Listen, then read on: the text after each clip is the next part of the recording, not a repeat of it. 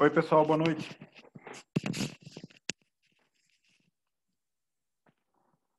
Todo mundo me escutando aí?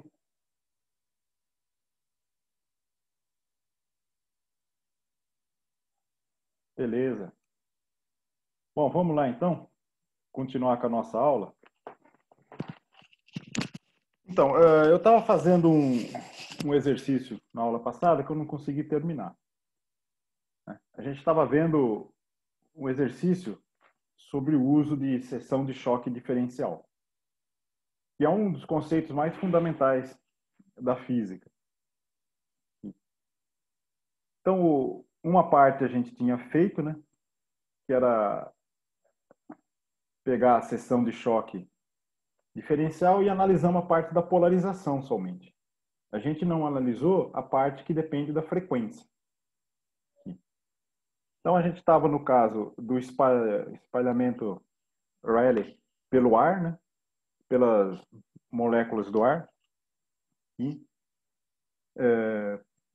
em particular, dos gases, que é para onde ele funciona bem.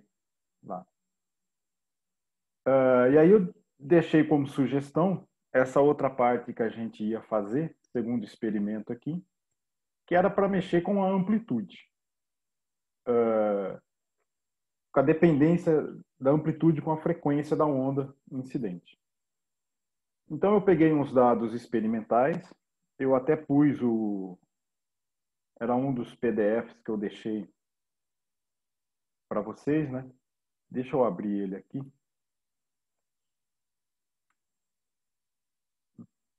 Então, o que a gente fez? Era esse aqui, né? Esse aqui era uma aula numa universidade americana, o cara estava demonstrando como que eles fizeram uma medida da seção de choque diferencial de vários gases. Então, basicamente, eles jogaram um laser verde, que ele dá o comprimento de onda, mediu o espalhamento a 90 graus dele, aqui, e daí ele calculou a seção de choque diferencial. Aí eu peguei os valores que ele deu aqui, das medidas dele, para o oxigênio e para o nitrogênio, e coloquei ali para vocês brincarem de manipular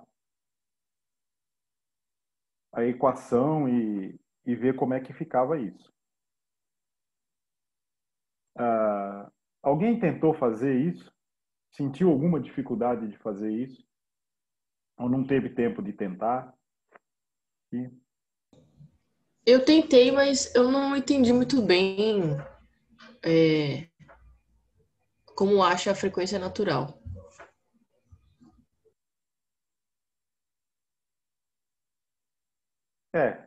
eu imaginava que vocês iam ter uma dificuldade, mas é uma coisa bem simples. Tá? Eu acho que uma das coisas que acontece quando a gente é aluno, pelo menos quando eu era, né? Era tanta fórmula, tanto número na minha cabeça, e aquilo não parece que não fazia sentido físico, não sabia direito, não tinha segurança suficiente para saber o que cada coisa significava. Embora eu soubesse, eu não acreditava que aquilo estava certo. Eu queria testar todas as possibilidades possíveis, né? Então, como eu estou na sequência, era para ser na sequência as coisas, né? Eu tive que parar. Eu vou fazer uma lembrar rapidamente, né? A seção de choque diferencial, a definição dela, né? Então, um dipolo tem uma seção de choque diferencial sigma d, que é o que ele mediu aqui, tá? Aí ele põe numa intensidade I e ela espalha uma potência dentro de um ângulo sólido. Então, essa que é a definição dela. E aí vem que expressão que a gente chegou. A gente pegou aquela, pegou o potencial retardado, pôs um dipolo lá e obteve o campo que ele espalha. E desse campo a gente viu como a amplitude dele ao quadrado, né, que dá a intensidade, estava relacionado com a intensidade incidente. E aí a gente obteve a seção de choque diferencial. E o experimental que ele obteve aqui é exatamente essa fórmula aqui que ele usou. Tá? O que mais ele está dizendo aqui? Olha, o θ 90 graus. Esse aqui tem a ver com a direção que ele mediu perpendicularmente ao feixe incidente. Então, ele está medindo só aquela parte da polarização que ela é linear. Aí ele deu o comprimento de onda que foi feita a medida. Essas outras condições que ele põe aqui é só por caso, se alguém for reproduzir o experimento, ele está dizendo que ele fez na temperatura de 273 Kelvin na pressão atmosférica de 1 atm. Então, se a gente for olhar primeiro para substituir o Q aqui, né, para chegar nessa expressão, porque o objetivo é a frequência natural de oscilação do dipolo do oxigênio e do nitrogênio. Então, para a gente substituir aqui, tinha que lembrar que esse termo de polarização aqui, ó, que era para a luz não polarizada, que ele estava jogando lá, quando ela é não polarizada, ela só vai depender do ângulo de espalhamento. E ela não depende, a onda está incidindo e você tem o campo elétrico vibrando em todas as direções perpendicular à direção de propagação dele. Então, esse E chapéu aqui, ele aponta em todas as direções perpendicular à direção do feixe incidente. E aí esse termo de polarização só depende do ângulo de espalhamento. E aí aqui daria 1 mais cosseno ao quadrado de 2θ sobre 2. Aí o que ele está falando aqui, ó, é que o θ que ele usou é 90 graus. Mas no caso dele, ele definiu o ângulo de espalhamento como θ no experimento dele, que é o ângulo entre a direção do feixe incidente e do feixe espalhado. E tem até o desenho dele lá mostrando. Aí se você olha na aula anterior como que eu defini ele, você vai ver que equivale. O θ dele é o 2θ dessa expressão aqui. Então tem que substituir 90 aqui. Então com isso a gente já fica aqui. O termo de polarização é simplesmente meio. Agora falta determinar essa dependência com a frequência aqui. Bom, a gente calculou o campo E espalhado por um dipolo elétrico, ele tinha uma amplitude P0, que era a carga vezes o deslocamento, onde essa carga era o número efetivo de elétrons que estava se deslocando. Aí a gente obteve lá, né, que o campo era proporcional ao ômega ao quadrado vezes P0, e isso era a frequência ao quadrado vezes a carga vezes o L. O L, a amplitude dele, é uma coisa que tem a ver com a frequência. E aí a gente isolou todo esse ômega 2, essa dependência com a frequência, nesse A de ômega aqui. E o Q quadrado ficou para fora, porque tem o Q aqui, e a hora que você calcula a amplitude, tem também a amplitude da força. E a amplitude da força também é Q vezes o campo incidente. Então a gente ficava com esse termo. Aí eu fui dar uma olhada na descrição do programa de vocês, ó, Física 2. Primeira coisa que está escrito no programa lá, oscilador forçado amortecido. OFA. É isso. Esse A vezes o ômega 2 é exatamente a amplitude de um oscilador forçado amortecido, que ficava desse jeito. Tá? Aqui fica o N2, que é o Q ao quadrado, que entra na conta. Então fica aqui, ômega ao quadrado. E o que ele estava pedindo no exercício? A frequência natural de oscilação do dipolo. Que no oscilador forçado, a frequência natural é ômega 0, que está relacionado com a força de restauração do movimento. Então, o campo elétrico força as cargas a se separarem. E se você soltar, ele vai voltar para aquela posição. E se ele for um oscilador, no caso de um sistema massa-mola, por exemplo, a mola fica vibrando. Em torno disso seria o ômega 0. Então, esse ômega 0 é a frequência natural com que esse dipolo oscila, se eu perturbar ele. O ômega 2 é a frequência do campo que ele deu aqui, olha. O campo incidente é uma luz verde de 532 nanômetros. Então, disso aqui você tem que calcular o ômega, substituir aqui e achar o ômega 0. Aí que vem a aproximação do Rayleigh, que é a luz visível em gás, que é onde o espalhamento Rayleigh funciona. No caso em que a frequência é muito menor que ômega 0. O que acontece? Se ela é muito menor que ômega 0, todo esse termo aqui de baixo só vai sobrar o ômega 0. Então vai ficar isso aqui, ó. N ômega sobre ômega zero ao quadrado. Esse é o termo que entra na seção de choque do espalhamento Rayleigh. É potência ao quadrado.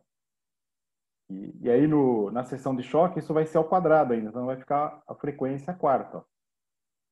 Aqui, ó. Então a seção de choque experimental que ele tinha aqui, ó, era esses parâmetros. Raio clássico do elétron ao quadrado, o número efetivo de elétrons que estava se deslocando, a frequência da luz incidente e a frequência natural dessas moléculas, desses dipolos aí.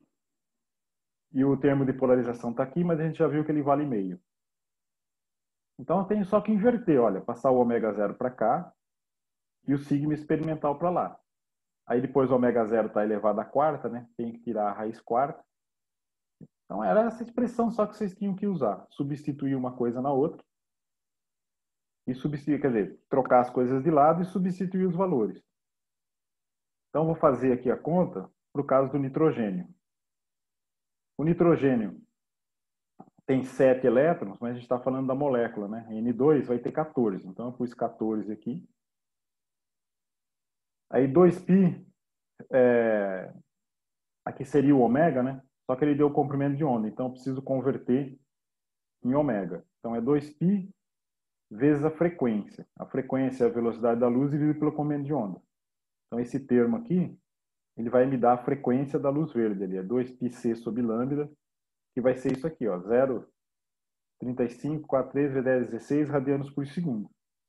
E aí substitui os outros termos. Raio clássico do elétron, termo de polarização que era o meio, e o valor da seção de choque experimental que o cara obteve. É isso aqui, ó. Só que ele deu em centímetros quadrados, né? E aí aqui eu coloquei em metros quadrados. Então, para o nitrogênio, olha quanto dava.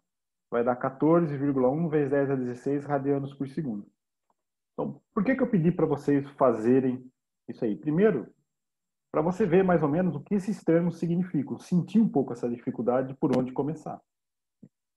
E comparar que essa frequência natural é maior que a frequência da luz, que é a hipótese dessa seção de choque do espalhamento Rayleigh. Ela se chega nesse valor n ômega sobre ômega zero a partir dessa hipótese.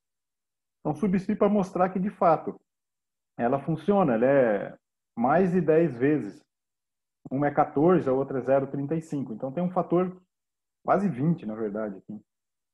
Ou mais até, sei lá. É bem maior. Então, a aproximação funciona bem.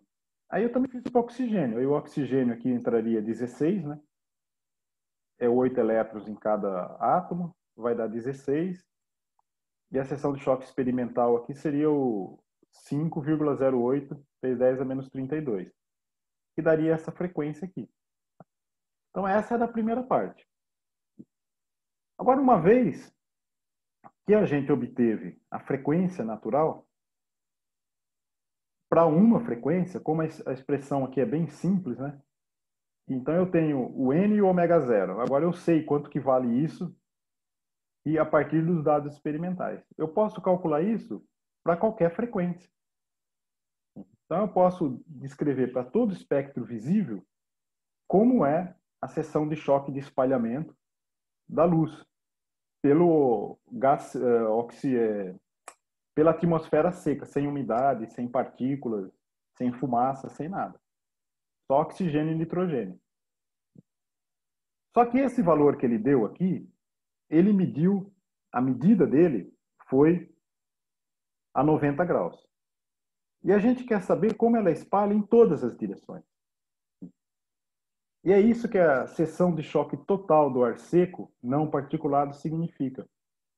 Pegar isso daqui, ó, e calcular quanto é a seção de choque experimental, não num 2θ específico, mas com 2θ variando de 0 a 180, em todas as direções do espaço.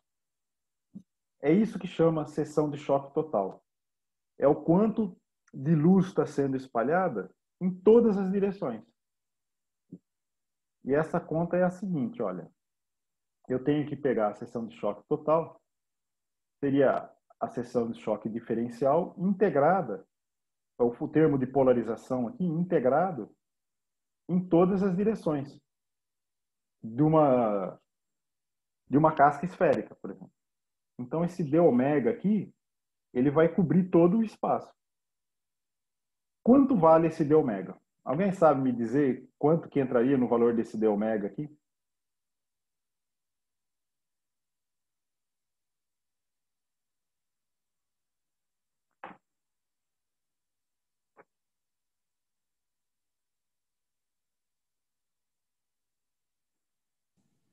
O senhor falou na aula passada que o D Bom, tem ômega 19 pessoas na era... sala.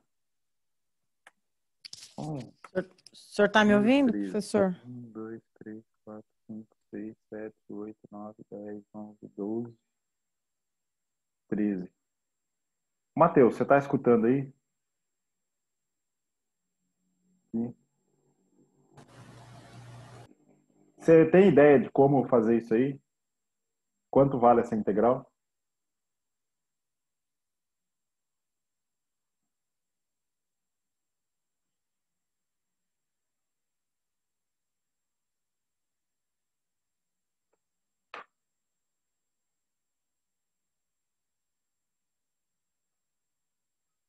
Tinha alguém falando o quê? Bruna? Não sei quem está falando. Isaías? Oi, pode falar. Sou eu, professora Marta.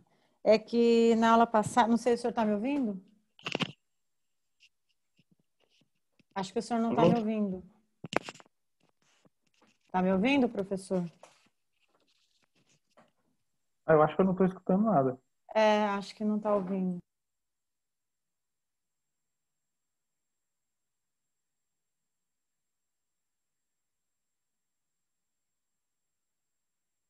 É engraçado, eu não estou escutando. Não, meu volume está alto. Não sei. Vamos tentar até sair dar certo aqui. Eu quero um pouco de feedback para vocês. Senão eu vou começar a falar aqui, vocês vão ficar maluco aqui se não me acompanhar nas coisas aqui.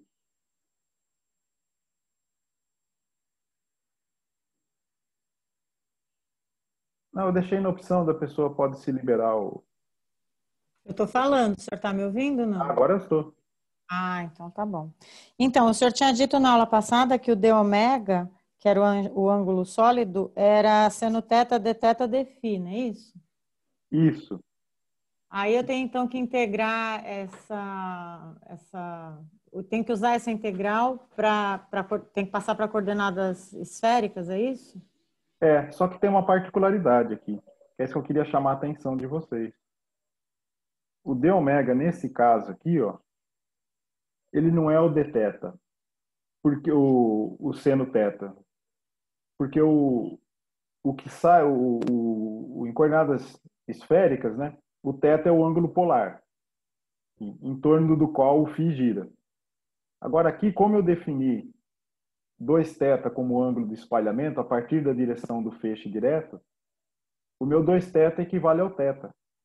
Então eu tenho que substituir o dθ aqui, ele seria seno de 2θ, dθ dφ, d de 2θ dφ. Entendeu? Para mim poder cobrir todo o espaço. Eu quero, em vez de ter o θ variando de 0 a π, aqui vai ser o 2θ, que vai variar de 0 a π, e cobrir todas as direções. O φ muda sim, porque se eu pôr o φ fixo, significa que eu estou olhando somente um plano de espalhamento. Então eu estaria vendo o 2θ somente espalhado sobre um plano. E a energia foi dissipada em todas as direções do espaço.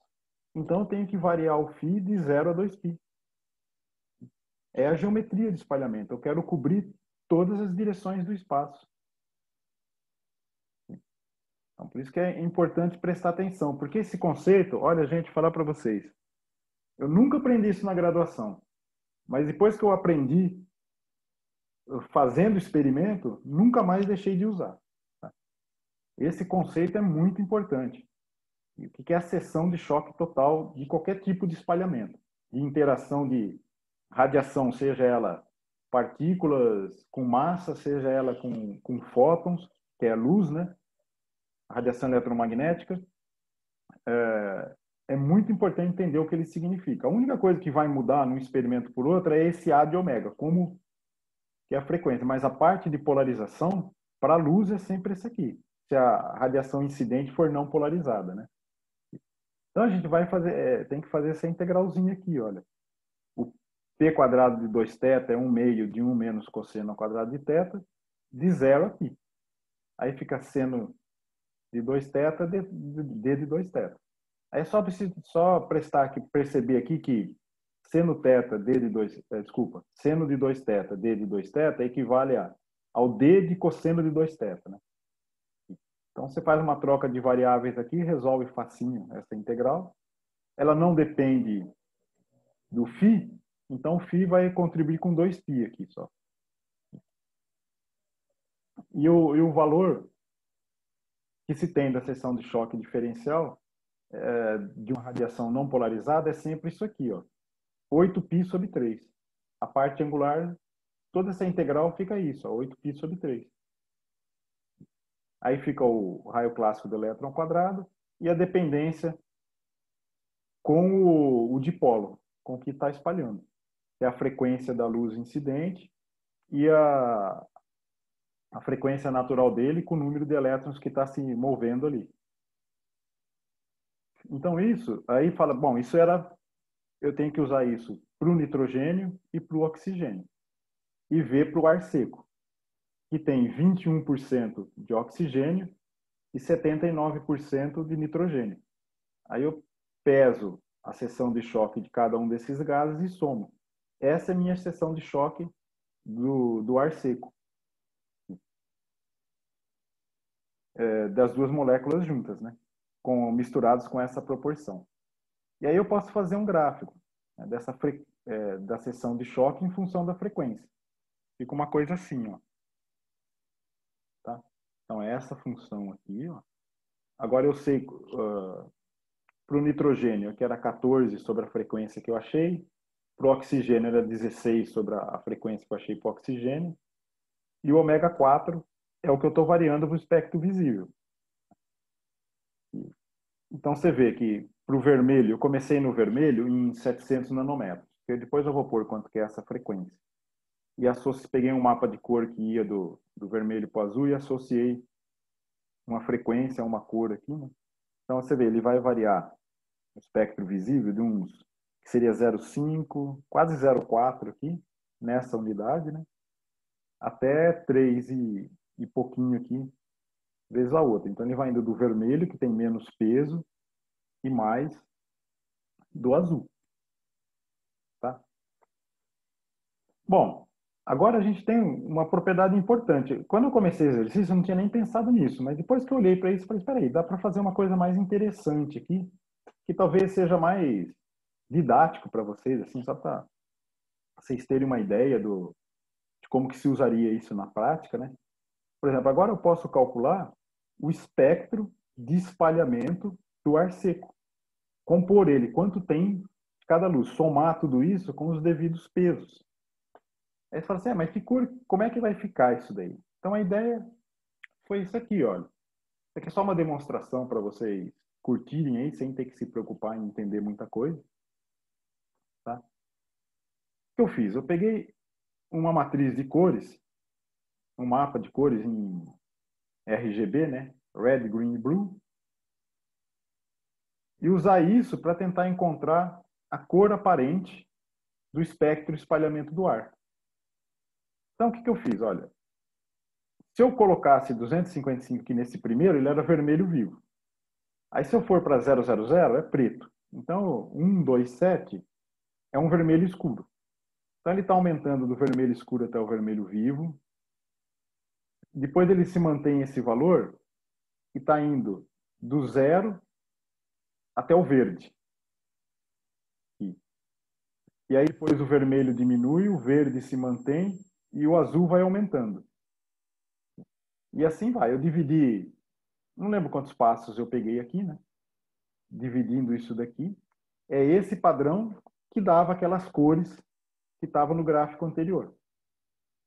E aí eu associei para a primeira cor uma frequência, para a última cor uma frequência, e fiz o mesmo número de passos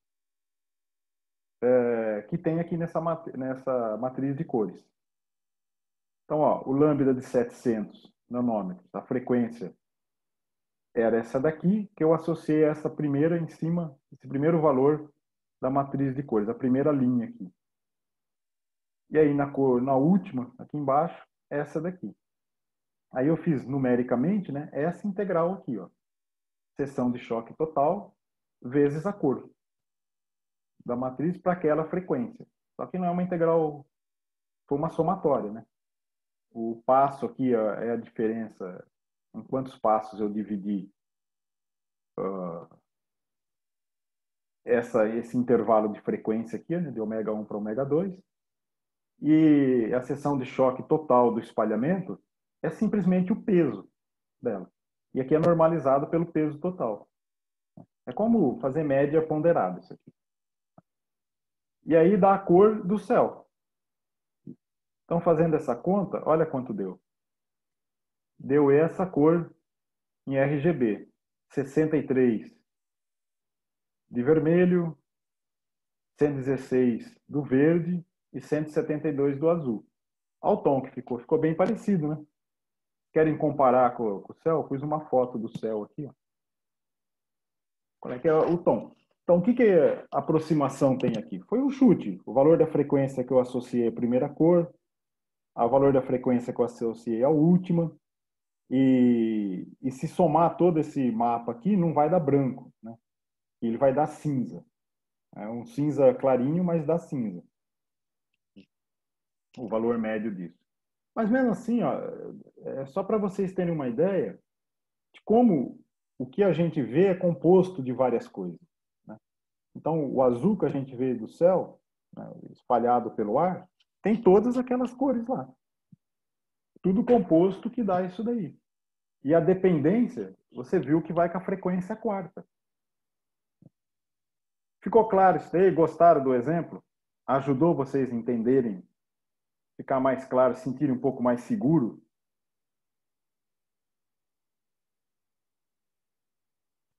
Alguém perguntou, vire uma integral dupla? Onde que... Onde que Não, era? foi só um comentário, eu não perguntei nada, não. Eu vou fazer uma pergunta agora. Tá, faz aí. Eu não entendi direito o que representa, o que quer dizer essa seção de choque, assim, conceitualmente mesmo. Conceitualmente, é simplesmente o seguinte. Você imagina um espalhador, uma partícula, qualquer coisa, que ela interage com o campo elétrico como um dipolo. Nesse caso que a gente está vendo. Ok? Beleza. Tá. E aí, a hora que eu jogo uma radiação ali, né? Quanto dessa intensidade que eu estou jogando nela, ela vai ser capaz de espalhar para o espaço? Com quanto disso que ela vai interagir? É essa que a seção de choque me dá, entendeu? Por exemplo, eu pego um feixe, eu ponho uma luz lá, uma fenda, eu limito ele. Aí eu vou lá e meço a intensidade dele. Eu sei o I0. A hora que eu faço o cálculo da minha seção de choque diferencial, ou eu vou medir isso daí, eu ponho esse espalhador na frente desse feixe, a conta vai me dar quanta energia ele jogou para o espaço. Se for a seção de choque diferencial, que depende da polarização, ele me dá dentro de um determinado ângulo sólido.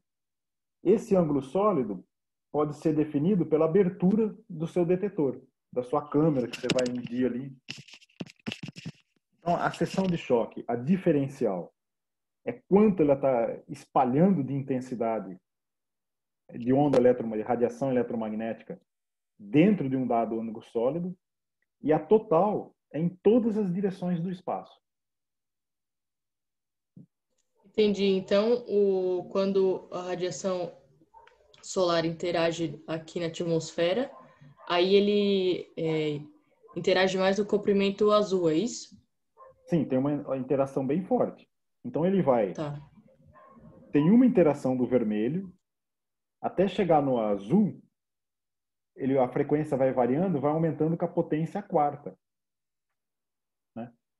Então tem um peso, tem um fator quase de 6 ou 7 vezes mais forte que o azul. Por isso que ele é dominante na cor na hora que a gente olha. Mas então isso é por causa que o nosso céu é composto de nitrogênio e oxigênio. Se fosse outras coisas, seriam outras cores. Depende. Eu acho que não seria muito diferente. Porque ele vai sempre espalhar no visível. E se for gás, né? Por que eu estou enfatizando o gás? Porque até no fim dessa aula, eu vou mostrar para vocês se as partículas são maiores, a propriedade é diferente. Porque tem outros fenômenos envolvidos. Mas quando é Ah, gás, é específico do espalhamento Rayleigh, é isso. Rayleigh, que é gás. Tá, entendi. Entendeu? Então, se eu posso mudar o gás, a propriedade não vai ser diferente, porque depende que a frequência é a quarta. Desde que seja gás. O peso do Entendi. vermelho em relação ao azul vai ser sempre esse.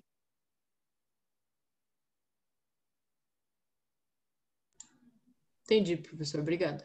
Tá bom. Obrigado pela pergunta.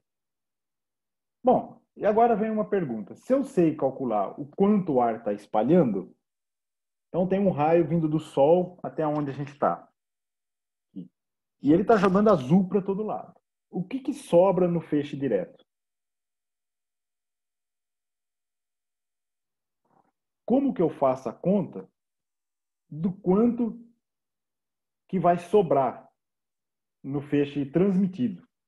O feixe espalhado, eu sei compor o espectro agora, que vai com a frequência quarta. E o feixe transmitido? Como que eu faço a conta de quanto vai sobrar no feixe transmitido? Então, esse é um outro exercício. É a dissipação de energia. Mas como que a gente faz a conta disso? Ele vai jogando energia para todo lado e de que a energia que vai sobrar ali, né, a radiação que vai sobrar, que vai ter mais, que vai sobrar com energia, qual que é? Como é que a gente faz a conta? Então, ó, a gente pode utilizar a mesma informação que a gente tem, que é a seção de choque total do ar seco, e estimar a atenuação linear da luz solar por espalhamento Rayleigh. Então, esse é um cálculo do que sobra no feixe. E esse cálculo ele é muito importante. E por quê? Porque toda a interação da luz com qualquer material, a hora que ele sofre uma atenuação lá dentro, é a mesma coisa que está aqui. O que vai mudar, por exemplo, é espalhamento? É absorção? Por exemplo, no caso Rayleigh, que é a luz visível no gás, é simplesmente espalhamento. Mas, por exemplo, se eu jogo uma frequência maior, que tem mais energia, eu posso começar a estar excitando transições atômicas. Aí você vai ter espalhamento por absorção fotoelétrica. Porque a luz vai começar a arrancar os elétrons do átomo. Mas aí, com a conclusão que se tira aqui, né, aí vai valer também. Porque você vai ter uma seção de choque de espalhamento e uma seção de choque de absorção. Mas a conta é a mesma. Essa é uma conta clássica, padrão, para calcular a atenuação da radiação eletromagnética num material, ou numa substância, ou num gás, em qualquer coisa. Que é mais ou menos o seguinte, olha. Então aqui eu fiz um olhão, aí você tem essa radiação chegando aqui, né? Então a gente vai criar uma área imaginária aqui, só para a gente poder fazer as contas, depois essa área vai sumir.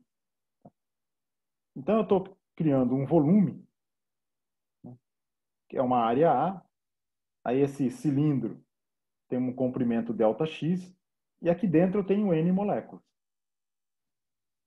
A minha potência que está incidindo de um lado aqui, que é simplesmente a intensidade vezes essa área, esse vai dar o P de X aqui. Ao atravessar essa distância aqui, as moléculas que estão lá dentro vão espalhar a radiação. Então essa radiação vai diminuir. Eu vou perder potência até chegar desse lado aqui. Então, logicamente, a potência em x mais ΔX vai ser menor. E como que eu contabilizo essa diminuição de potência? Eu contabilizo assim, ó, o P em x mais ΔX menos o P de x é igual a menos, porque vai ser negativo, né? O P em x mais ΔX vai ser menor. É o I0, a intensidade que chegou, vezes a seção de choque total, vezes o número de moléculas. Bom, a dissipação total do feixe direto para o espaço, o quanto eu estou jogando fora, é isso aqui, ó, que eu estou tirando. Aqui, que é a definição de seção de choque. E 0 vezes o sigma total vai me dar o quanto foi tirado do feixe direto e foi jogado para o espaço. E vezes o número de partidas, de moléculas, é claro. Então a conta é bem básica. Bom, quem que é o número de moléculas? É simples calcular isso.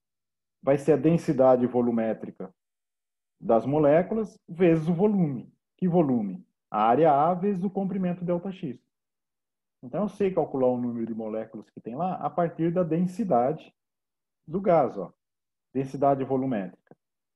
É a densidade em quilos por metro cúbico, né? No caso do ar seco ao nível do mar e acho que a 0 graus, é algo em torno de 1,2 quilos por metro cúbico, vezes o número de Avogadro dividido pela massa molar do ar. E isso vai me dar essa densidade de moléculas por metro cúbico. E aí, para facilitar a conta, eu comecei com ΔX aqui, só para facilitar vocês fazerem a abstração do que a gente está falando, mas eu posso ir diminuindo esse ΔX até ficar num elemento diferencial, um deles muito pequeno.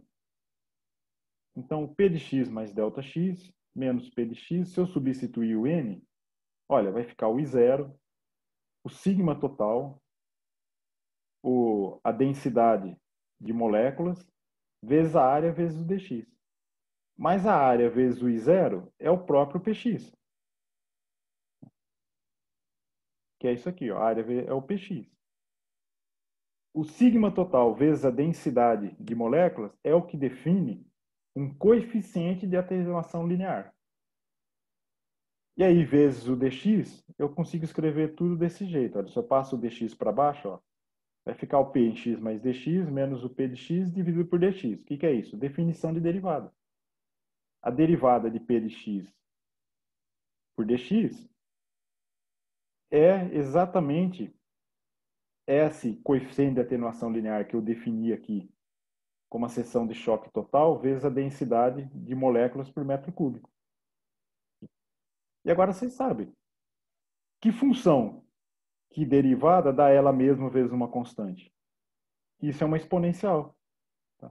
Aqui, ó, p de x é igual a p em x0, né? E de menos μx. Se eu derivar isso aqui, ó, pode ver, só vai ficar o menos μ na frente. E fica a própria função p de x. Então é assim que eu calculo o quanto está sendo absorvido, o que está sobrando no feixe direto. Qual que é a intensidade no feixe direto. Isso vai valer para quê? Vocês têm ideia de onde se usa isso? Se usa isso para tudo. Se você vai calcular, por exemplo, o espectro de... fazer espectroscopia. Você joga um laser no material e você vai ver o quanto é transmitido para calcular o que tem lá dentro. Os átomos, as moléculas que estão absorvendo. Essa aqui é o fator de atenuação. Você tem um nome essa lei, mas vocês desculpa, eu esqueci. Você vai fazer radiografia, né, no hospital, numa clínica. O contraste entre o osso e o tecido macio é essa regra aqui, que rege. Você vai fazer proteção radiológica por uma placa de chumbo para proteger do raio-x. Quão espessa essa placa precisa ser? É essa conta que você faz. Isso aqui escreve tudo. Nesse caso em particular, é simplesmente a atenuação por espalhamento Rayleigh, não é por absorção. Então, ó, se a gente for calcular a densidade de moléculas no ar, é 1.200 gramas por metro cúbico, número de Avogadro, a massa molar do ar é 0,21 vezes a massa do oxigênio, que é 32, do O2, né, 32, 0,79 o do N2, que era 28, vai dar isso daqui. E dá 2,5 vezes 10 a 25 moléculas por metro cúbico. Então, esse é o número de moléculas no ar. O coeficiente de atenuação linear vai ser simplesmente seção de choque total vezes isso. Quer ver, ó, alguns valores aqui. Então, vou pegar lá para o começo do espectro, no vermelho. Ômega 1. eu vou substituir o ômega 1, a seção de choque vai dar isso daqui, ó. É só substituir os valores da expressão da seção de choque lá. Eu tenho isso. Aí se eu for para o fim do espectro, que é o azul, a frequência dele é isso aqui, né? Eu tenho esse valor. Aí eu multiplico por essa densidade aqui, ó. Eu tenho as seções de choque. Desculpa, os coeficientes de atenuação, que é em metro a menos 1. Então, você vê que um é quase 10 vezes que o outro aqui, ó, o fator de atenuação. O que isso quer dizer? Você olha esse número, 10 a menos 6, metro a menos... O que isso quer dizer? Bom, você só inverter esse número te dá uma informação. Px sobre P0, ó, é E a menos μx. Quanto eu tenho que andar até a relação entre a potência incidente e a outra cair para 0,368, que seria o expoente a menos 1. Né? É simplesmente x igual a 1 sobre μ. Então, 1 sobre μ para a frequência 1, 121,6 km, que é o vermelho. Então, veja, eu tenho que percorrer 121 quilômetros na atmosfera, no gás, para a intensidade do vermelho cair por 36%. E não, cair para 36%. Enquanto que no azul, só eu percorrendo 13 quilômetros já caiu para isso. Então é lógico dessa conta aqui que você vê claramente o porquê que o entardecer é vermelho. Né? Porque no pôr do sol, a camada da atmosfera é muito mais longa, no nosso ponto de vista, né? Você está passando tangente à atmosfera, você está percorrendo uma distância muito mais grande. Então, a absorção do azul vai ficando mais nítida. Desculpa, não, absorção não, o espalhamento do azul em relação ao do vermelho. Dá também para compor isso. Que nem eu tinha aquela matriz de cores, dá para fazer a cor na transmissão, do espectro de transmissão. Que é aquele padrão, só que agora ele é pesado com esse coeficiente de atenuação. E aí eu normalizo aqui também. Olha quanto que, como é que fica a cor. Ó. Aqui no zero, né? Aqui era para ser branco, mas como eu peguei aquele espectro, que é um que eu achei ali no jeito, que vai do vermelho para o azul, ele fica cinza. Mas eu dei uma olhada na internet e tem alguns algoritmos que fornecem em RGB, né, nesse padrão de cores, a correlação correta entre frequência do visível e a matriz de cores. Só que não tive tempo de pôr exatamente. Então, esse cinzinho que está aqui equivale ao branco, né? E aí, ó, eu vou aumentando a espessura, olha, mais ou menos 10, 20 quilômetros, já está bem alaranjado. Né? E aí ele vai até 120 quilômetros, é quase totalmente vermelho. Entenderam? Gostaram da demonstração? É para vocês verem como é importante o uso desse negócio da seção de choque.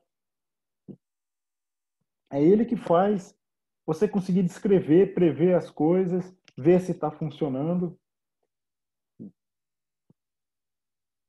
Tá? Bom, o que eu vou falar agora? Olha. Então aqui, ó, então resumindo o que a gente estava falando. Tem um solzão aqui, ó, que ultimamente o sol, a gente está vendo o sol à vontade, né? Sempre que não chove. Então, se tem a radiação se propagando pela atmosfera, ela vai espalhando azul para todo lado. O que sobra para quem está olhando aqui, ó, quando essa espessura da atmosfera ela está bem espessa do nosso ponto de vista, só sobra o vermelho. Sobra bastante o vermelho, na verdade, não só o vermelho. Só que a gente falou da seção de choque total, tudo. A gente não enfatizou, eu pelo menos não enfatizei, que no ar, o espalhamento Rayleigh de uma luz não polarizada, perpendicularmente a ela, você produz luz linearmente polarizada. Que é o seguinte, olha, no feixe direto eu tenho a rádio campo elétrico vibrando em todas as direções, perpendicular à direção de propagação. Então aqui no plano do desenho, eu tenho para cima e para baixo, entrando e saindo ali. Se eu olhar 90 graus, que é o azul espalhado, ele tem polarização somente entrando e saindo da tela aqui. E aí que me veio a ideia, será que eu consigo testar isso? Aí eu tinha feito aquela montagem de uma lente de óculos polarizado colocada na frente da câmera, né? Olha que legal que vai ficar o resultado. Eu peguei um céu, o dia que o céu estava bem azul, aparentemente não tinha nuvem, fumaça, nada. E peguei uma posição que esse polarizador aqui, ó, ele deixava a polarização linear perpendicular à direção do Sol. Isso é mais ou menos assim, ó, você olha a sua sombra, você fica de costa para o Sol, numa direção perpendicular à direção da sua sombra. A trajetória, por exemplo, você olha na sua cabeça, né? A direção da sombra, a sua cabeça para o chão, você olha mais ou menos perpendicular nessa direção. Foi isso que eu tentei fazer nessa foto aqui. Aí eu bati azul, beleza. Aí eu virei esse polarizador. Mudou a cor. Tá vendo que o azul sumiu? Eu achei assim, falei, bom, se tudo que eu estou vendo é espalhamento Rayleigh e eu tirar esse espalhamento com o polarizador, eu vou ver o quê? Eu vou ver as estrelas. Eu não vejo a estrela de dia por causa do espalhamento. Mas não foi o que aconteceu. Eu vi esse céu acinzentado, esbranquiçado aí. E depois que eu fiz isso, fiquei pensando, será que eles vão acreditar que eu fiz isso mesmo? Eu bati a foto num dia que o céu estava bem azul ou num dia que o céu estava esbranquiçado, né? Bom, eu falei, bom, isso é fácil de resolver. Vamos fazer a foto um dia que eu tenho uma coisa de referência. Então, eu peguei um dia que estava mais nublado, ó, tem uma nuvenzinha aqui, ó, né? E repeti esse experimento lá. Aqui é com o polarizador na posição que passa a radiação linearmente polarizada, e aqui é virando ele de 90 graus, que não passa. Vocês estão vendo que agora a nuvem que estava aqui, ó, o espalhamento dela é muito mais visível? Então, fazendo essa brincadeira com o polarizador, o que eu consegui ver? Eu estou conseguindo ver o que não espalha de acordo com o Rayleigh. É o espalhamento de coisas que tem na atmosfera que não é gás. Não é simplesmente uma molécula de gás, que nem N2 e O2. É coisas que estão espalhando com outra propriedade, que tem um tamanho maior. E é isso que tinha sido mencionado numa das aulas, alguém falou do espalhamento Mie. Aí eu fui ver o que era esse espalhamento, e é isso aí, ó, quer ver? Então você tem, nos materiais complementares eu deixei um PDF lá de onde eu tirei essa imagem. Então se vocês olharem lá, ele está descrevendo melhor. Então o espalhamento azul, ele é explicado com uma coisa que varia tem forte dependência com o comprimento de onda. Então vai com lambda quarta, na verdade, essa dependência. E é isso que a gente viu que explica a cor do céu azul. Só que, por exemplo, a gente vê que você tem nuvem, e a nuvem é branca. O que significa que você tem nuvem branca? O fato dela ser branca significa que ela está espalhando todos os comprimentos de onda, sem preferência. Então, as nuvens, que são gotículas de água, na verdade, elas têm pouquíssima dependência com o comprimento de onda. Elas espalham todas, ou seja, você tem uma superposição de cores, por isso que ela está branca. Você não tem aquela seletividade do comprimento de onda. Mas para entender esse espalhamento Mie, então aqui é Mie scattering, é espalhamento Mie, né? O que acontece? Que outros fenômenos estão envolvidos ali? Tem umas coisas que a gente não viu. Porque vai entrar a refração na superfície, é uma partícula grande, então ela já tem interface. É como uma bolinha de vidro. Você joga a luz ali, ela sofre um desvio angular devido à forma da partícula. Então você começa a ter outros efeitos, que é refração, absorção, reespalhamento dentro dela. Isso faz com que isso diminui a dependência com o comprimento de onda e também altera a dependência com a polarização da luz. A luz não vai sair mais linearmente polarizada em uma dada direção. Então você não vai ter mais uma direção onde ela é toda linearmente polarizada. Você sempre vai ter contribuição. Então é por isso que a hora que você brinca com o polarizador, você não elimina o espalhamento que vem de coisas, de partículas que são maiores do que o gás, do oxigênio e nitrogênio. Entenderam a importância do que eu estou querendo dizer? Por que o Rayleigh ele é fundamental para entender espalhamento por dipolo simples, que é aquele onde a partícula não tem efeitos de volume, que seria refração e absorção. Então, essa é uma coisa que vale a pena vocês, assim, terem a noção disso. Estarem cientes de que existe toda uma física e como se aplica cada uma delas. Bom, agora essa era a parte que eu queria fazer na outra aula, só para fazer umas aplicações de tudo que a gente tinha falado, e por que eu fiz questão de dar para vocês a radiação de dipolo, que vem das equações de Maxwell, você explica ela totalmente, e uma aplicação. O que está faltando agora? Está faltando, por exemplo, refração. Explicar, por exemplo, essa absorção que tem aqui dentro de uma coisa que tem volume, o efeito da refração lá dentro. Para fazer isso, eu ia ter que falar sobre dielétricos. E aí, a hora que eu propus um exercício na aula do Rafael, vocês ficaram falando que vocês não tinham visto parte de dielétrico, né? Essa parte de dielétrico, ele está em Física 3. Se vocês pegarem o livro do Moisés, é capítulo 5, lá tem capacitores e dielétricos. Eu não tenho condições, por questão de tempo, de fazer uma demonstração detalhada disso. Então, eu vou fazer uma coisinha bem simples, que é para resolver aquele exercício que eu tinha proposto lá. Tá? É para ajudar quem nunca viu ter uma noção do que a gente vai estar falando, e para quem já viu, relembrar. Bom, eu não sei como é que está meu ritmo, se eu estou falando demais ou não. Vocês querem perguntar alguma coisa? Querem me interromper para dar uma quebrada no meu ritmo aqui?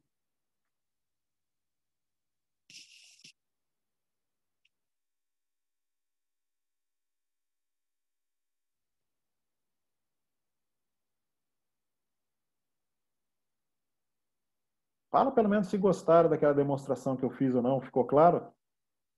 O experimento com o polarizador? Tá bom. Tá bom. Bom, obrigado.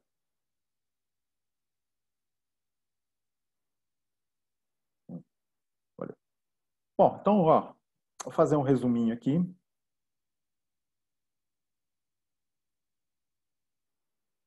Bom, tem dois jeitos de você conseguir um polarizador. Ou você pega um óculos com lente polarizada e porque quebrou a armação, que você não vai mais usar, e corta um pedaço da lente. Ou você vai assistir um filme 3D e pega aquele óculos que eles distribuem lá, o plástico que vem naquele óculos, e põe na frente do celular e começa a brincar com isso. É só isso. Ou você anda na rua virando a cabeça de lado para cima e para baixo, mas é melhor. Acho que não dá muito certo. Que é a hora que você está usando um óculos com lente polarizada. Né? Bom, agora eu vou voltar disso aqui. Uma coisa que é importante entender o dielétrico. Entender ele do seguinte modo. A hora que eu coloco um campo, o que acontece com ele? Acontece que você tem lá dentro, ele é constituído de moléculas, e essas moléculas elas podem ser, por exemplo, apolares. É uma molécula que não tem, se ela está sem aplicar campo, ela não tem um campo próprio em volta dela. Mas a hora que você aplica um campo, você faz a carga positiva e negativa, cada um ir para um lado. Então você criou um dipolo. Ali. E o outro jeito é que você tem uma molécula que ela é polar, mas ela está toda desorientada lá, que é o caso típico da água. Tá? Mas a hora que você aplica um campo, você reorienta esses dipolos. Aí o que acontece no meio? Então aqui eu estou dando um exemplo. Então, uma fatia do material aqui, seja ele constituído de moléculas apolares ou de moléculas polares, a hora que eu aplico esse campo E0, esses dipolos ficam alinhados, e isso dá um saldo de carga negativo e positivo, um de cada lado. Num lado fica um saldo negativo de cargas e do outro fica um saldo positivo. Isso produz esse campo aqui dentro, é um campo de polarização. Como é que a gente calcula ele? Bom, num capacitor, o campo lá dentro é a densidade de cargas dividido pela permissividade. E esse campo de polarização é a mesma coisa, esse EP aqui. É a densidade de carga de polarização na superfície, são opostas, elas são distribuídas de um modo que o campo lá dentro é oposto ao campo incidente, ao campo externo, né, que está agindo no meio ali. Isso faz com que o campo resultante lá dentro seja menor do que o campo externo aplicado. Então eu vou ter aqui o campo dentro do material é o E, é igual ao E0, que é o aplicado, menos o campo de polarização induzido dentro do material. Quando a gente fala material dielétrico, é isso que a gente está falando. É um material que, na hora que se aplica um campo, ele tem um efeito de polarização, que vai alterar o campo lá dentro.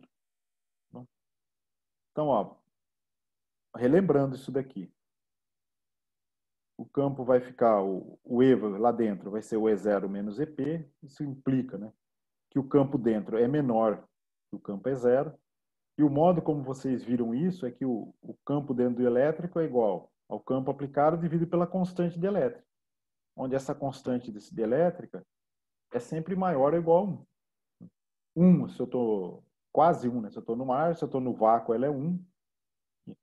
É isso que vocês viram como constante de elétrica no curso de Física 3. E agora, se a gente for calcular quanto que é esse campo de polarização, isso aqui dá para calcular em termos dos dipolos que eu tenho lá dentro e da densidade de dipolos. Então, esse campo de polarização é a carga de polarização dividido pela permissividade do vácuo. Definição, olha, momento de dipolo resultante na direção do campo E. O que é? O que a gente viu do dipolo, é um pezinho, né, que é o momento de dipolo, é a carga vezes o deslocamento relativo que elas têm. E seria um ΔL aqui. Então, com isso, eu obtenho carga, que seria o momento de dipolo dividido pelo ΔL, o quanto as cargas estão separadas. Aqui, ó, caso vocês, só para não perder a unidade para a gente ir acompanhando, né? Como o momento de dipolo é carga vezes o comprimento, a unidade dele é coulomb vezes metro. Agora, a partir disso, como que eu calculo a densidade de carga de polarização na superfície dessa plaquinha que eu desenhei aqui? Bom, seria a carga que eu tenho por área. Aí você fala assim, espera, mas que carga e que área você está pegando? Isso aqui, ó. Estou pegando um dipolo, ele tem um comprimento aqui. Aí eu estou calculando o quanto ele deslocou, que é o ΔL, né?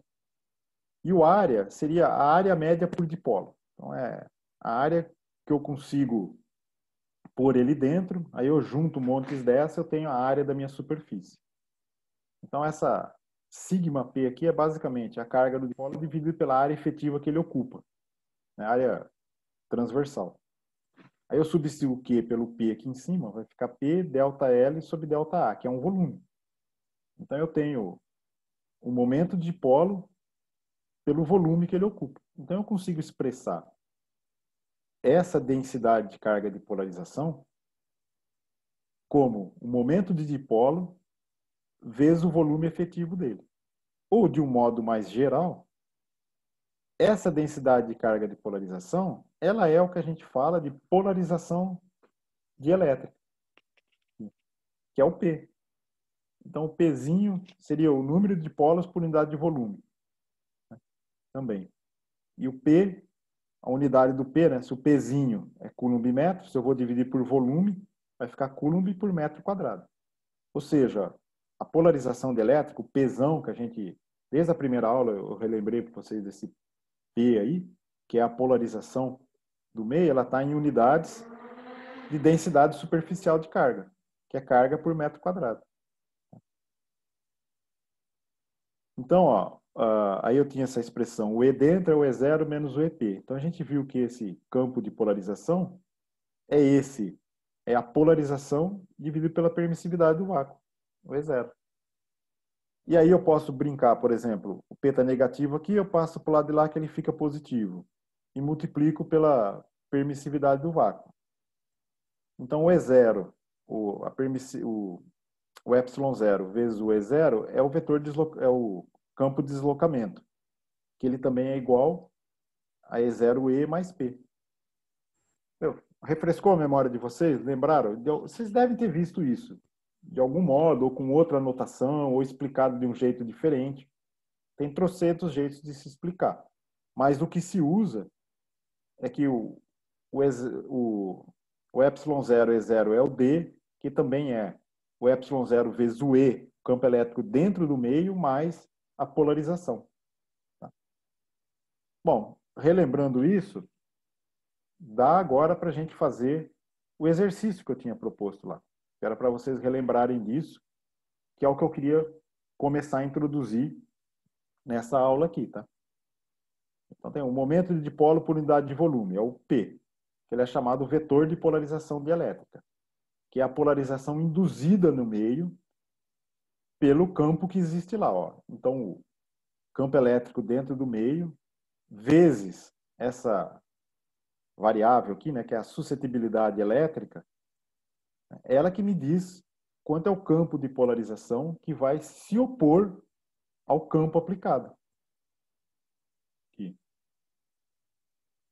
Então, eu posso escrever o P, eu ponho o ε0 para lá, né? E, tá vendo? Ele tem um campo.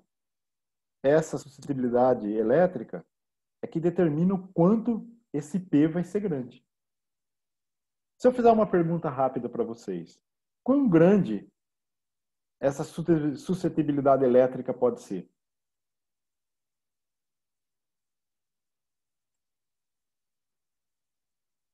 Qual é que é a polarização máxima que pode existir dentro de um material? Eu tenho certeza que quando vocês fizeram Física 3, algum professor falou isso para vocês.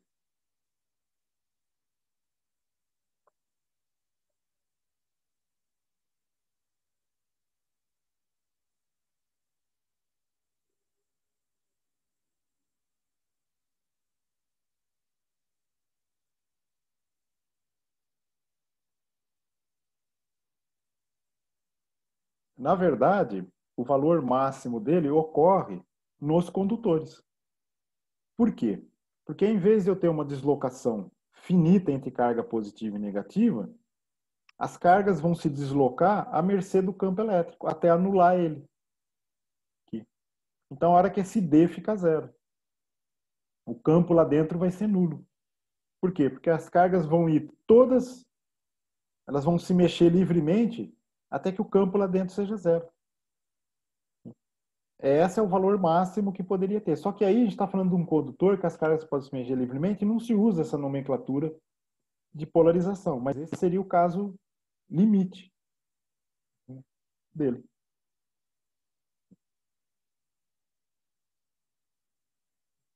Bom, então, continuando aqui, né? A permissividade relativa ou constante dielétrica, em Física 3, acho que geralmente se usa um K. Mas nesse exercício, quando eu propus, eu usei o εr, que é relativo, né? Que seria 1 mais a suscetibilidade elétrica. Então é aí que você vê que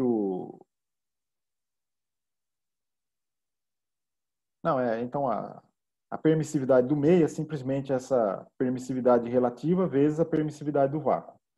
É isso que descreve a permissividade do meio. Então o exercício que eu tinha pedido para vocês pensarem a respeito é isso aqui, ó.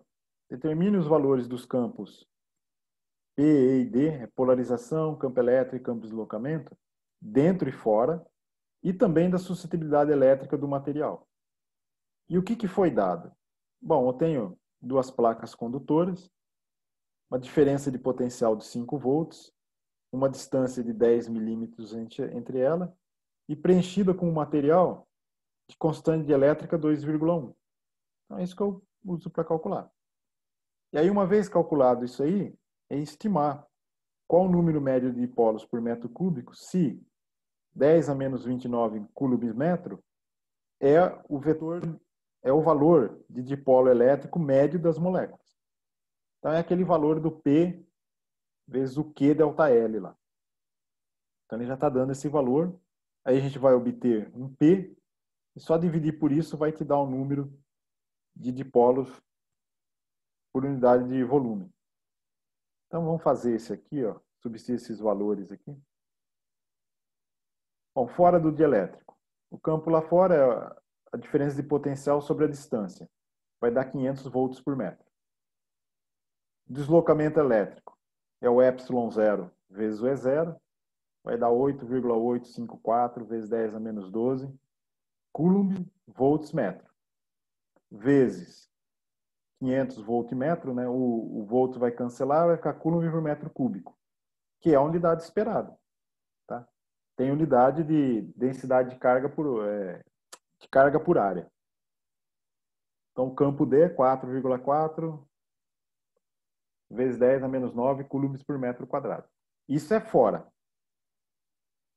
Dentro do dielétrico, o E vai ser igual a E0 dividido pela constante dielétrica, 500 dividido por 2,1, 238 volts metro.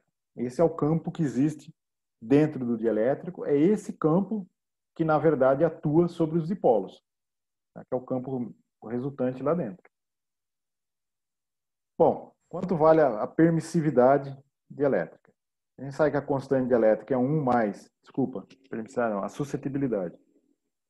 A constante dielétrica é 1 mais a suscetibilidade elétrica.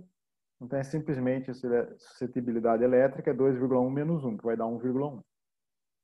E agora eu consigo calcular o D lá dentro. É a mesma coisa, né? Ele é igual dentro e fora. E o P é essa suscetibilidade vezes a permissividade do vácuo vezes o campo que tem lá dentro.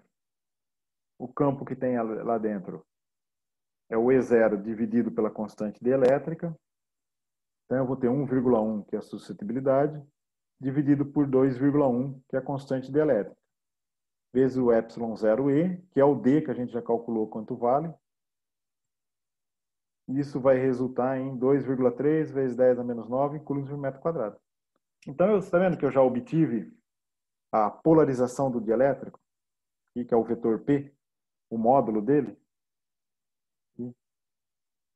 E aí a segunda questão era justamente essa, quanto que era o número de dipolos por unidade de volume. Então, é o Pzão sobre o Pzinho.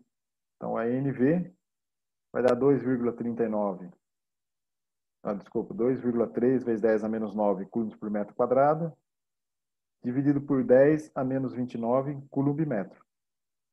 Então, vai ficar metro cúbico aqui, coulomb vai cancelar. Vai ficar 2,32 vezes 10 a 20 dipolos por metro cúbico. Tá? Essa é a densidade de dipolos nesse material em questão.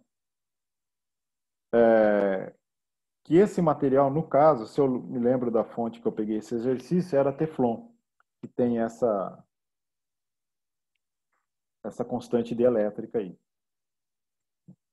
Outra coisa que talvez seja interessante vocês ouvirem pelo menos uma vez na vida, que é o seguinte, a unidade do dipolo de uma molécula que é coulomb metro, que é no sistema internacional. Só que se você pega lá, quanto que é isso? É a carga do elétron vezes uma distância da ordem de 1 angstrom. Vai dar um número muito pequeno. Então, se vocês forem pesquisar dipolo de uma molécula lá, valor de dipolo do O2, valor do dipolo da molécula da água, por exemplo. Vocês vão achar, da água, só para constar, é 1,8 D, que o D é dBi. Essa é uma unidade que se usa, que é simplesmente 1 coulomb metro, é 3 vezes 10 a 29 dessa unidade D. Então, no caso que a gente deu esse P aqui, um momento de dipolo de 10 a menos 29 coulomb metro, vezes isso aqui, vai dar 3D. Então, esse dipolo, ele tem um valor de 3D. No caso da molécula da água em particular, é 1,85D. Então, qualquer coisa que vocês for procurar associado a dipolo molecular, vocês vão encontrar nessa unidade D, que é dBi. Tem que lembrar, você tem que dividir por 3 vezes 10 a 29 para chegar no sistema internacional, que é coulombimétrico. Ok? Alguma pergunta sobre esse exercício, pessoal?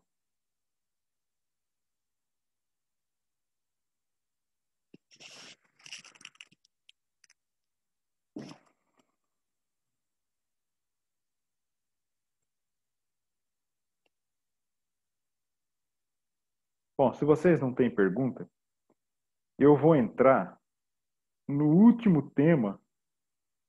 Acho que é a última parte que é chata desse curso. Assim. Chata, sim, tem um monte de equação, um monte de explicação. Vocês ficam talvez confusos com o de usar.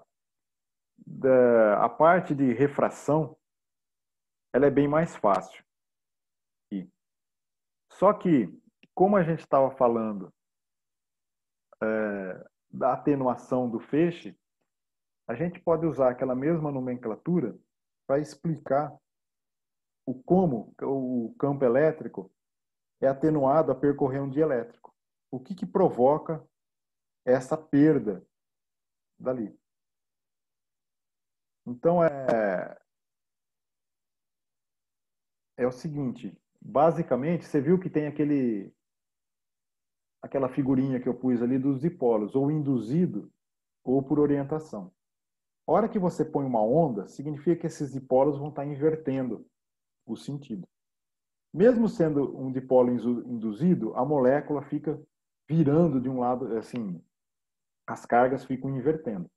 Isso cria um certo mecanismo de colisão com as vizinhas. Então, isso é um mecanismo de dissipação de energia. Porque o que é dissipação de energia? É transferir energia da luz para o material. E como que você transfere isso? Aumentando a energia cinética dos constituintes. Porque vocês lembram que termodinâmica, que temperatura nada mais é do que energia cinética dos átomos, das moléculas, do que tiver lá. Então, toda vez que a luz transfere movimento para os constituintes do meio, ela está transferindo energia. Então, aqueles dipolos, invertendo a polarização deles, lá, é um mecanismo que cria atrito entre os vizinhos. E isso dissipa energia. Então, eu vou tentar explicar de um jeito muito simples como que isso pode ser tratado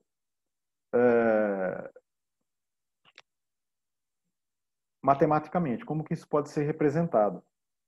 E pode ir desde a teoria básica até numa expressão que você usa na hora de fazer as demonstrações e fazer as contas. Então, eu vou usando o caminho mais simples que eu achei para explicar isso para vocês. Se não ficar simples, eu não sei se eu vou conseguir fazer de outro jeito, mas espero que vocês consigam me acompanhar. Tá? Bom, se o meu meio ele tem uma permeabilidade relativa μr e uma permissividade relativa εr, que é a constante dielétrica, a velocidade do meio, que vem lá da equação do Maxwell, que ele tem uma constante magnética μ e uma constante elétrica ε, a velocidade é 1 sobre a raiz desses valores, né? Eu posso escrever eles em termos da permeabilidade e permissividade relativa. Então, o μ vai ser o μr vezes μ0 e o epsilon vai ser o εr vezes o ε0. Aí eu separo essas partes e aqui fica 1 sobre a raiz de μ0 ε0, que é o quê? A velocidade da luz. Então, isso é 1 sobre essa raiz é a velocidade da luz. Então, eu posso pôr o c em cima aqui e fica esse termo embaixo. E esse termo embaixo vocês conhecem como índice de refração. Veja, a velocidade dentro do meio é a velocidade da luz dividida pelo índice de refração. Então, o índice de refração nada mais é do que a raiz das constantes relativas do meio. O n é igual à raiz de μr εr. Na maioria dos dielétricos, a grande maioria dos materiais, tirando casos muito específicos, essa constante magnética é muito próximo de 1. Então, a gente faz quase todo o tratamento de dielétricos usando simplesmente que o índice de refração é a raiz da constante dielétrica ou da permissividade relativa. Agora a gente olha para a onda. Aqui está uma onda plana, incidida no meio, tem um K.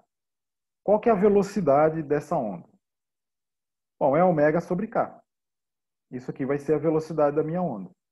Mas a velocidade da onda, a gente não viu que é C sobre o índice de refração? Beleza. Então, esse C aqui eu posso pôr ω sobre K0. Ou seja, K0 seria o vetor de onda dessa onda no vácuo. Né? Ω sobre esse K0 daria o C. Pus aqui. Então, aqui eu consigo relacionar aqui o K no meio, que é o módulo do vetor de onda, ele seria o índice de refração vezes o K0. Seria o vetor de onda no vácuo. Lembra que eu fiz um exercício na aula passada? Que era calcular o comprimento de onda no vácuo e dentro da água?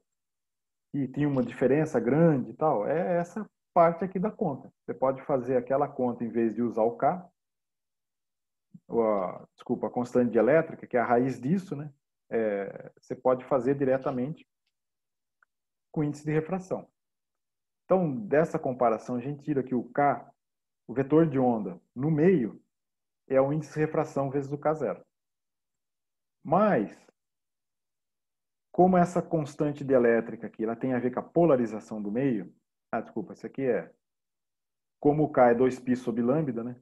Então, você também consegue relacionar aqui o comprimento de onda no meio é o comprimento de onda no vácuo dividido pelo índice de refração. Bom, dos slides anteriores, o que eu mostrei lá? Que a constante dielétrica é 1 menos a suscetibilidade. E essa suscetibilidade é responsável pela polarização. Aí, você lembra que eu estava demonstrando da parte do espalhamento Rayleigh por um dipolo. A gente pegou a amplitude a partir de um oscilador forçado amortecido. Só que a hora que você faz a solução do oscilador forçado amortecido, não é só a amplitude que vai depender da frequência, mas você tem também uma coisa que a amplitude máxima, quando você tem amortecimento, você tem perda de energia, ela não coincide mais com a amplitude da força. No instante que a força é máxima, a força, assim, eu tenho lá meu oscilador, ele é forçado, ele tem uma força interna empurrando ele para baixo e para cima.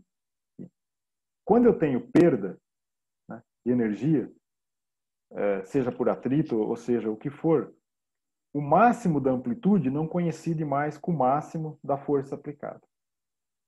No tratamento de número complexo, isso é representado, então isso aqui é teoria do oscilador forçado amortecido, que eu até deixei um PDF lá no Moodle para vocês lerem sobre isso. Ele vai aparecer uma parte que é real e uma imaginária. Ou seja, o simples tratamento clássico, bonitinho, do oscilador forçado amortecido, para explicar os dipolos lá dentro, em função da frequência, e a hora que ele tem alguma perda, vai aparecer um termo imaginário. Olha que efeito interessante. A gente não precisa saber quanto que é isso aí, não sei se ao longo do curso eu vou fazer esse cálculo. Ele é bem simples, mas eu não quero criar preocupação desnecessária para vocês. Tá? Achando que tem que entender nos mínimos detalhes isso daí. Mas o que é interessante notar é o seguinte, o fato de eu assumir que tem uma resposta imaginária, ou o que acontece no índice de refração. Bom, o índice de refração é a raiz da constante dielétrica, que ela vai ter um termo real agora, que é 1 mais a suscetibilidade real, dá esse termo ER'. E mais um termo imaginário, que é diretamente essa suscetibilidade imaginária aqui. Eu só mudei a letra e para ficar uma coisa mais consistente. Agora eu vou tirar a raiz disso. Bom, a raiz do número complexo é um número complexo também. Então eu vou ter que meu índice de refração vai ter uma parte real, que é um N', e mais uma parte imaginária, que vai ser o I, N duas linhas. o que isso causa na expressão da intensidade do meu campo elétrico se propagando no meio? Ó, normalmente, eu posso representar a onda como I, N, o índice de refração, vezes o K0, o vetor de onda no vácuo. Isso aqui me dá o vetor de onda no meio. Só que se esse N é um número complexo, aí o N vai ficar o N' mais I, N duas linhas. Agora eu tenho o I, que é um número complexo, vezes um outro I. Isso vai dar menos. Então eu vou ter o E, o campo, vai ser o E0E, menos N duas linhas, que é a parte complexa do índice de refração, K0x. Isso não é mais uma oscilação. Ele não tem mais parte imaginária. Ele é uma atenuação exponencial do campo com a penetração. Essa parte aqui, ó, continua sendo uma onda, se propagando. Isso aqui vai dar a definição da velocidade, lembra? É sempre a constante que multiplica o tempo dividido pela constante que multiplica o x. Então, a velocidade é ômega sobre n' K0. Esse é o que dá o efeito de refração. E reflexão de onda em interface, tudo. É essa parte que a gente vai começar a ver na próxima aula. E o C é o índice, a parte real do índice de refração, que é o n' agora, é que a gente vai usar para fazer as contas de quanto que é a velocidade no meio, quanto que é o comprimento de onda, mas eu tenho a atenuação. Aí, ó, do mesmo jeito, a gente usou a equação de Maxwell para mostrar dois tipos de onda permitidos. Então aí você pode perguntar para mim, mas esse decaimento exponencial satisfaz a equação de Maxwell? Satisfaz. Lembra a lei de Ampère-Maxwell, que você tem um J, ali a densidade de corrente? Então, você pondo aquela densidade de corrente ali, ela pode ser tratada como uma constante de elétrica complexa. É só você agrupar os termos. E dá para fazer. Tá? Eu não vou fazer nessa aula, mas a hora que a gente for falar, mais para frente eu vou falar, depois que terminar de ver essa parte de refração, tudo, da parte da atenuação da onda no material ômico. Aí eu vou fazer uma demonstração mais cuidadosa a partir da equação de Maxwell. Mas o que eu vou chegar nesse resultado? Vai ser isso daqui. Então, o índice de refração complexo, ele descreve a atenuação da onda no meio, seja ela por cargas livres se movendo, ou seja ela por dissipação de energia na orientação ou distorção das moléculas para formar os dipolos. Sempre a perda de energia vai ser tratada desse jeito. Então, ó, a intensidade é 1 sobre 2 do μV, né, vezes o E, vezes o complexo conjugado dele. Isso aqui é a intensidade média. A hora que eu tomo o complexo conjugado aqui do campo, só some a parte imaginária. Essa aqui não some. Tá vendo? Vai ficar o E0, E de menos 2 da índice de refração, parte complexa dele, K0x, que é igual ao que a gente viu, I0E de menos μx. Lembra do espalhamento da atenuação da luz atravessar o gás? Só que lá a gente viu perda por espalhamento. Aqui a gente está vendo perda por dissipação de energia. Tá? Mas a expressão é a mesma. Só que a minha constante, minha coeficiente de atenuação linear aqui, ele vem do índice de refração complexo, que está associado com o movimento de carga, seja no dipolo, seja de carga livre. Fazer um exercício disso para ajudar vocês a entenderem do que eu estou falando. Ó, agora, a gente tinha feito um exercício para água numa frequência baixa. Agora a gente vai fazer um exercício para água com uma frequência na faixa de micro-ondas.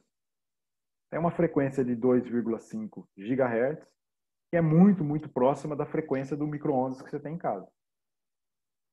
Nesse caso, a constante dielétrica da água, ela tem uma componente real que vale 78, e um termo imaginário, que é 7i. Ela tem um termo complexo.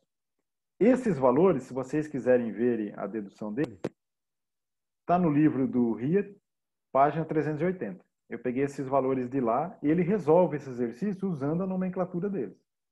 Eu vou resolver ele aqui usando a minha. Aqui. Aí vocês vão ter uma coisa para comparar. Então, ó, dado esse valor, esses valores aqui, né? Determine o índice de refração, o comprimento de onda e a velocidade da onda no meio. Resposta A. Depois a gente vai ver a que distância, quanto que a onda percorre na água até a amplitude do campo cair de 1 sobre E. Então, 1 sobre E é 0,36. Então, é que distância eu tenho que andar para a amplitude do campo cair para 36% do que era. E depois calcular a intensidade, a redução na intensidade, que é essa distância que ela sofreu nessa distância aqui. Bom, essa primeira parte, o item A, vocês podem sentir alguma dificuldade aqui, caso vocês não tenham muito traquejo com mexer no número complexo. Então eu vou fazer bem devagarinho aqui essa parte. Ó. Então ele deu isso aqui, ó, que a constante dielétrica é 78 mais 7i. Isso eu posso escrever como o módulo dele mais um argumento, que é um fasor. Né? Então, se eu for fazer um gráfico em termos de eixo real e imaginário, essa constante dielétrica e complexa, ela tem um valor que é 78 quando projetada no eixo real e tem um valor de 7 quando projetada no eixo imaginário. Então, o comprimento desse vetor, o módulo dele, é esse módulo de R aqui. E aí, φ, né, é o que projeta ele ou no eixo real ou no eixo imaginário. Esse tangente φ é fácil calcular, é 7 sobre 78. Né? Isso vai dar um ângulo de 5,13 graus. Aí. E a partir disso eu consigo calcular, usar isso por quê? Por que eu estou usando essa nomenclatura que eu pus aqui? Porque é fácil tomar a raiz disso. O índice de refração não é a raiz da constante dielétrica? Então vai ser a raiz desse módulo aqui, que é simplesmente essa hipotenusa aqui, ó. E a raiz desse argumento é simplesmente o ângulo dividido por 2. Tá? E aí eu calculo o índice de refração, vai ser o n', a parte real, mais i, n duas linhas. Então, o EI φ sobre 2 é cosseno de φ sobre 2 mais i seno de φ sobre 2, vezes a raiz do módulo da constante. Então, o módulo da constante vai ser a raiz 78 ao quadrado mais 7 ao quadrado, 7,83 e uns quebrados. E aí é só substituir aqui em cima, eu tenho o índice de refração. Então, a parte real vai ser a raiz desse 78,3, cosseno 5,13 dividido por 2. Vai dar 8,8406.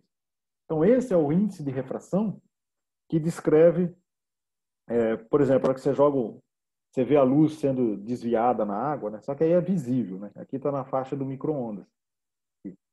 É o que vai descrever esses efeitos na interface, por exemplo, a água com qualquer outra coisa, né? Efeito de refração. Mas aqui a gente está olhando já dentro da água, né? Então o efeito que tem aqui, a gente não está levando em conta ainda as condições de contorno entre um meio e o outro. Isso aqui é o que vai descrever a velocidade dessa onda na água e qual o comprimento de onda dela. E aí tem a parte real complexa do índice de refração, que é a raiz de 78,3 vezes o seno desse ângulo, que dá 0,4. Então você vê que tem uma diferença. A parte complexa, ela é bem pequenininha, perto da parte real, mas é essa parte complexa que vai dar a perda de energia, a transferência de energia da radiação de micro-ondas para a água. Bom, o comprimento de onda. é o comprimento de onda. Comprimento de onda no meio é o comprimento de onda no vácuo, dividido pela parte real do índice de refração. O comprimento de onda aqui, ó, no vácuo, né, é a velocidade da luz sobre a frequência. A frequência é 2,5 GHz, né, 2,5 vezes 10 a 9, segundo a menos 1, e a velocidade da luz. Então eu vou ter aqui, ó, que o lambda na água é isso em metros, que vai dar 1,36 centímetros.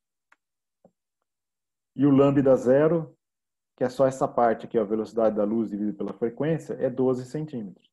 Então você vê que tem uma diferença de 10 vezes no comprimento de onda fora da água e dentro da água. Que é mais ou menos o que a gente tinha obtido para o caso de uma frequência mais baixa, na fase de megahertz. Bom, quanto vai ser a velocidade? É o c dividido pela parte real. Então seria o c, é só essa parte aqui, ó, 3 vezes 10 a oitava dividido por 8,84. Vai dar a velocidade da onda no meio.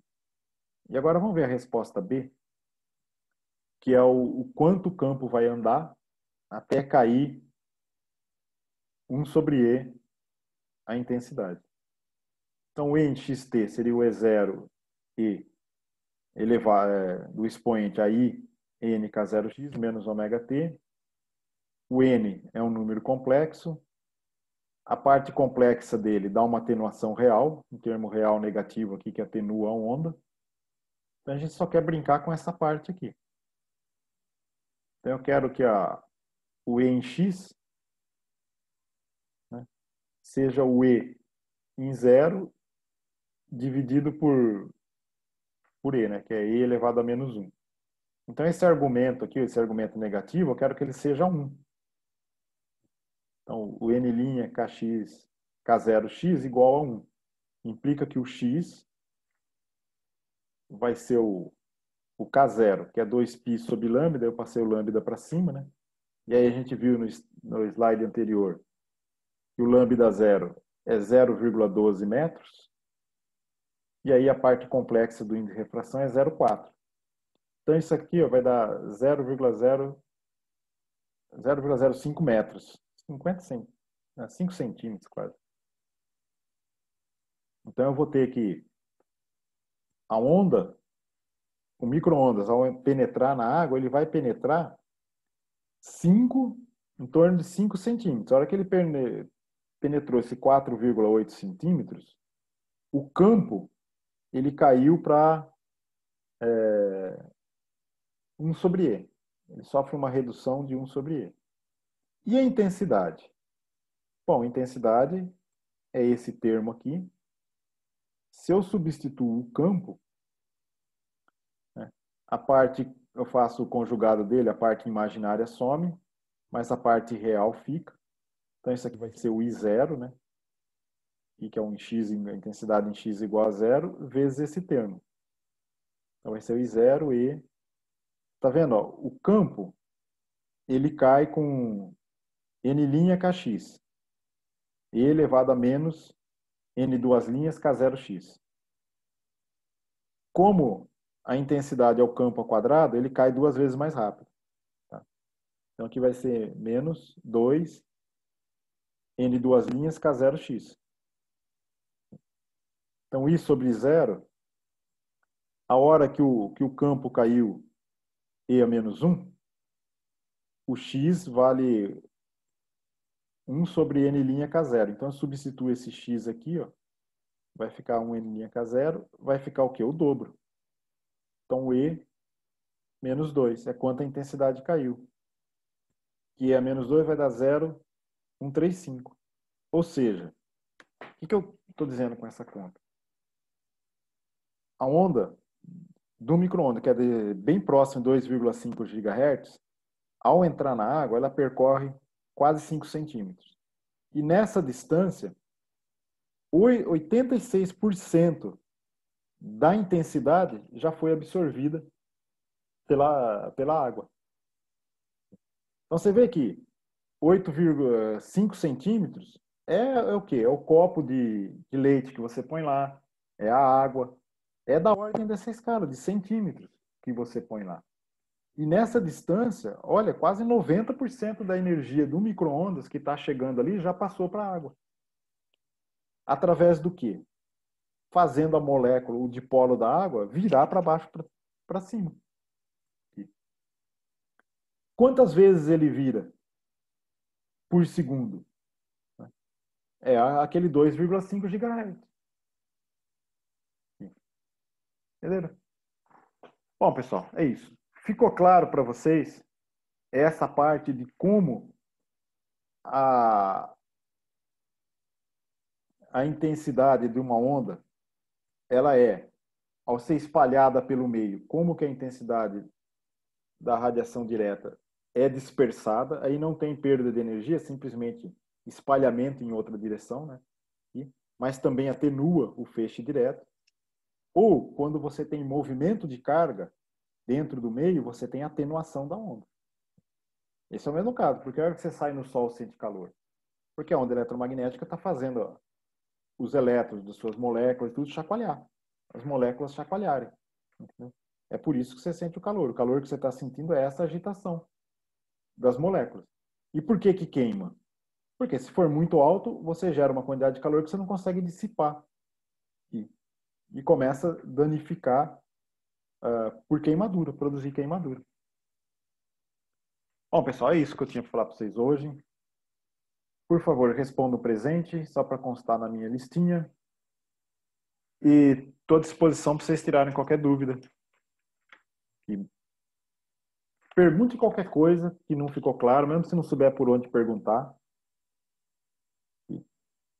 O objetivo dessas aulas que eu estou fazendo para vocês é vocês irem ampliando assim, o campo de visão de vocês de como que se usa toda essa matemática e esse formalismo que a gente tem aplicado.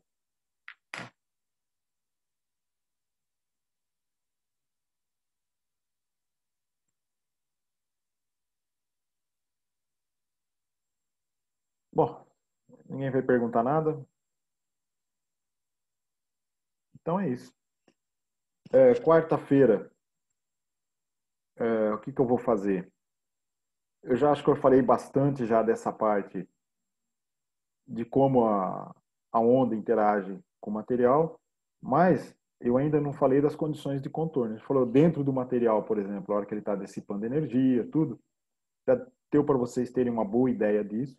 Dá para trabalhar bastante com isso. Se vocês forem pegar, por exemplo, um estágio, uma iniciação científica, ler um artigo, vocês já têm bastante ferramenta para tentar entender o que ele está falando ali, de como funciona as medidas.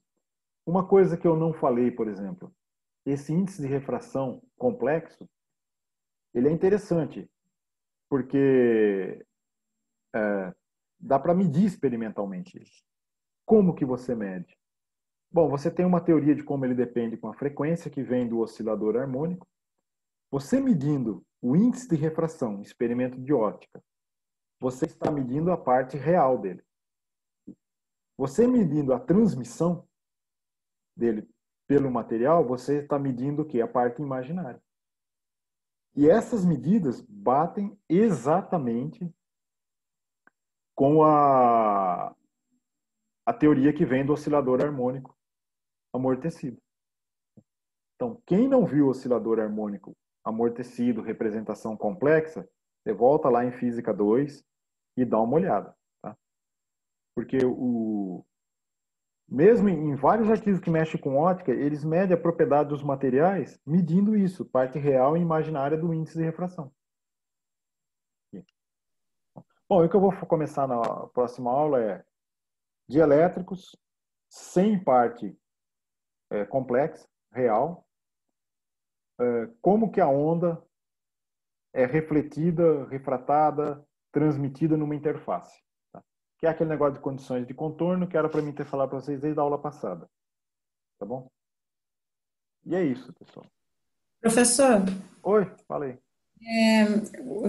A parte real em comparação do índice de refração em comparação com a parte complexa é bem maior, né? Pelo que a gente viu nesse exemplo.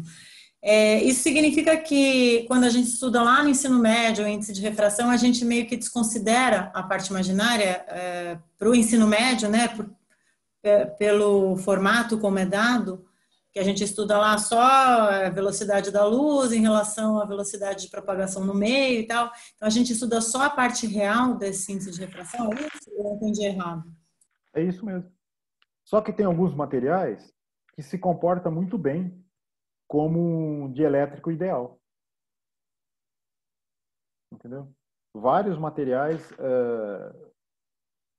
você vai ter esse efeito dele ser complexo em algumas frequências específicas. É isso que caracteriza vários tipos de materiais. Na grande faixa de frequência, por exemplo, do visível, que já é uma frequência relativamente alta, você tem muito pouco disso. Então, por isso que essa aproximação é muito útil para você descrever coisas visíveis. Né? Por exemplo, você olha uma película de sabão, aquelas cores que ela tem lá numa bolha de sabão. Você descreve com índice real. Você não precisa da parte complexa. Porque a parte complexa é sempre uma atenuação que ela é relativamente pequena. Então você consegue tratar muitos materiais só olhando a parte real.